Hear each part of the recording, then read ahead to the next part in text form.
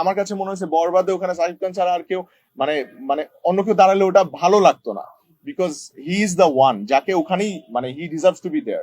এবার সাকিব খানের বরবাদ সিনেমা নিয়ে মুখ খুলেছেন ছোট পর্দার অভিনেতা জোবান আহমেদ।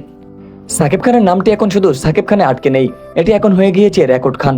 সাকিব খান মুভি করলেই যেন রেকর্ডে পরিণত হয়, সেটারও আবার প্রমাণ দিলেন সাকিব খানের বরবাদ সিনেমা দিয়েই।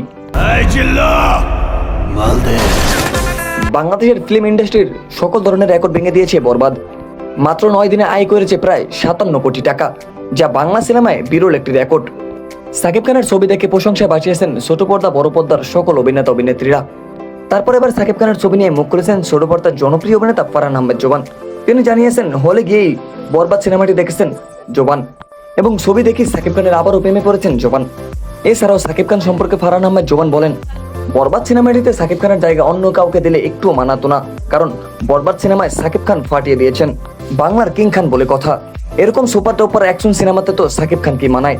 এটা যেমন আমরা সাধারণ মানুষ বিশ্বাস করি, তেমন অভিনেতা অভিনেত্রীরাও বিশ্বাস করেন। এছাড়াও সাকিব খানের উদ্দেশ্যে ফারহান আহমেদ জোবান বলেন, সাকিব খানের হাত ধরে বাংলা সিনেমা ইন্ডাস্ট্রি আরো বেশি এগিয়ে নিয়ে যাক, এটাই চাই। তো ভিউয়ার্স, এবার সাকিব খানের সিনেমাটা কেমন উপভোগ করলেন অবশ্যই কমেন্ট বক্সে জানিয়ে দেবেন আপনার গুরুত্বপূর্ণ মতামত।